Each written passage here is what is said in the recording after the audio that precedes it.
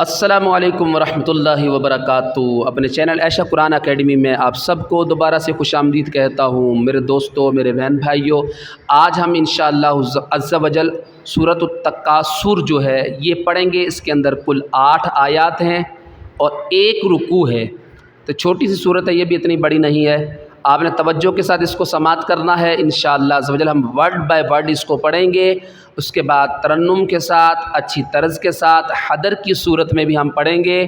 آئیے ویڈیو کو شروع کرتے ہیں۔ بسم اللہ الرحمن الرحیم۔ الہاکم التکاثر۔ اب یہاں پہ دیکھیں تکاثر لکھا ہوا ہے، میں نے کافی دفعہ سمجھایا بھی ویسے، پھر ایک مرتبہ بتا دیتا ہوں۔ جب گول دائرہ وف کی علامت آ جائے تو وف کی صورت میں ورڈ کے اینڈ میں زبر، زیر، پیش، دو زیر، دو پیش، صحیح ہے؟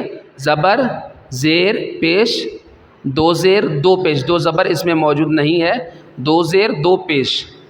یہ اگر کھڑی زیر اور الٹا پیش یہ آ جائیں تو وف کی حالت میں ان کو ساکن کر دیں گے، ختم کر دیں گے۔ تو اس لیے ساکن یہاں پہ کر دیا گیا تو پیش نہیں پڑھا جائے گا بلکہ سارا پہ سور پڑھا جائے گا وف کی حالت میں۔ الہاکم التکاثر۔ الہاکو متا، میم کو تا کے ساتھ ملانا ہے، دونوں الف اور لام کو نہیں پڑھنا، میم کو تا کے ساتھ ڈائریکٹلی ملانا ہے۔ متکاثر حتی زرتم المقابر۔ حتی زرتم المقابر، ہیلدی کریں کاف موٹا۔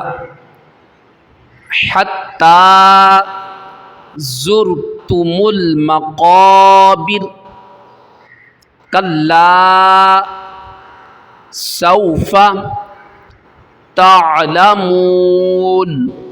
ویسے تعلمون ہے لیکن ہم نے پیچھے بھی سماعت کر لیا کہ اس کو ساکن کر دیں گے، کلمے کے آخری حرف پر زبر، زیر، پیش وغیرہ آ جائے ساکن ہو جائے گا۔ کلا سوف تعلمون، سین پہ سٹی نکالنی ہے، اور تا اور عین، یہاں پہ عین ہے، واضح کرنا ہے تعلمون۔ ثم، میم مشدد میں غنہ کرنا ہے۔ کلا، اب یہاں دیکھیں غنہ کیوں کرنا ہے، یہ سبق نمبر 13 میرے اسی چینل پر موجود ہے، آپ اس کو سماعت کر لیں، آپ کو پتہ چل جائے گا اس میں غنہ کس وجہ سے کرنا ہے۔ ثم کلا سوف تعلمون، سوف تعلمون۔ یہاں پہ اینڈ میں دیکھیں اگر پڑھیں گے تو اس کو مد عارض کہلاتی ہے، کہ کلمے کے آخری حرف پر حروف مدہ کے بعد سکون عارضی آ جائے، صحیح ہے؟ وف کی حالت میں سکون عارضی آ جائے تو وہاں وف کی وجہ سے کوئی حروف ساکن ہو جائے وہاں پہ مد عارض ہوتی ہے۔ یہاں پہ مد عارض ہو رہی ہے، 1 سے 3 الف تک کھینچتے ہیں اس کو۔ تعلمون کلا لو تعلمون علم الیقین۔ علم، عین واضح کرنا ہے، حمزہ نہیں ہے، عین کو نکال کے علم الیقین، قاف کو موٹا کرنا ہے، صحیح ہے؟ کیونکہ قاف اور کاف اگر پڑھ دیا جائے تو اس کے بہت زیادہ معنی چینج ہو جاتے ہیں اور یہ لحن جلی ہے، بڑی غلطی ہے۔ نماز کی حالت میں ایسی غلطی کر دی جائے تو نماز ٹوٹ جاتی ہے۔ ابھی مثال کے طور پہ ایک حروف ہے قلب، موٹا، صحیح ہے؟ اور اسی کو اگر ہم باریک کر دیں، قلب پڑھ دیں، قلب کہتے ہیں موٹے جس میں پڑھیں گے تو کہتے ہیں قلب، کہتے ہیں عربی میں دل کو، اور اگر ہم اس کو باریک کر دیں قلب پڑھ دیں تو قلب کہتے ہیں عربی میں کتے کو، کتنا معنی چینج ہو جاتا ہے۔ تو اس لیے یہاں پہ قاف پڑھنا ہے، علم الیقین۔ لَتَرَوُنَّ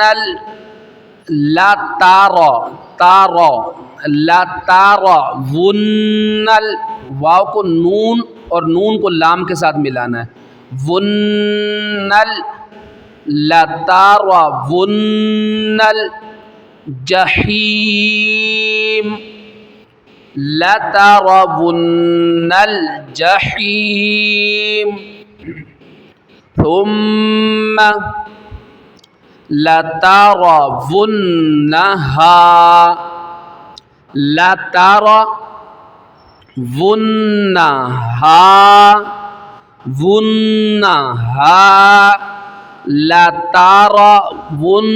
لترونها عين اليقين ثم لترونها عين اليقين ثم لتسألن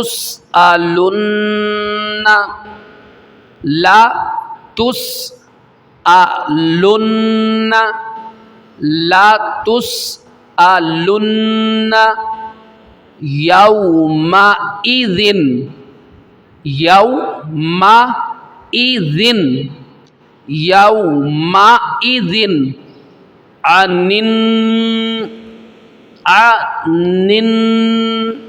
عن النعيم ثم لتسألن يومئذ عن النعيم. تو آئیے اس کو ترنم کے ساتھ سماعت کرتے ہیں، توجہ کے ساتھ سماعت کیجیے گا. بسم اللہ الرحمن الرحیم. الہاکم التکاثر حتی زرتم المقابر کلا سوف تعلمون ثم كلا سوف تعلمون كلا لو تعلمون علم اليقين لترون الجحيم ثم لترونها عين اليقين ثم لتسألن يومئذ عن النعيم. تو دوستو آج کے لیے اتنا ہی کافی ہے. مزید انشاءاللہ عزوجل اگلی ویڈیو میں سماعت کریں گے. آپ نے اس ویڈیو کو شیئر بھی کرنا ہے، خود بھی توجہ کے ساتھ دیکھنا ہے. اگر آپ کی وجہ سے کوئی ایک مسلمان، ایک بھائی بھی اگر کوئی جو ہے سیکھ جاتا ہے تو آپ کے لیے صدقہ جاریہ ہوگا. اپنا خیال رکھیے گا. السلام علیکم ورحمۃ اللہ وبرکاتہ.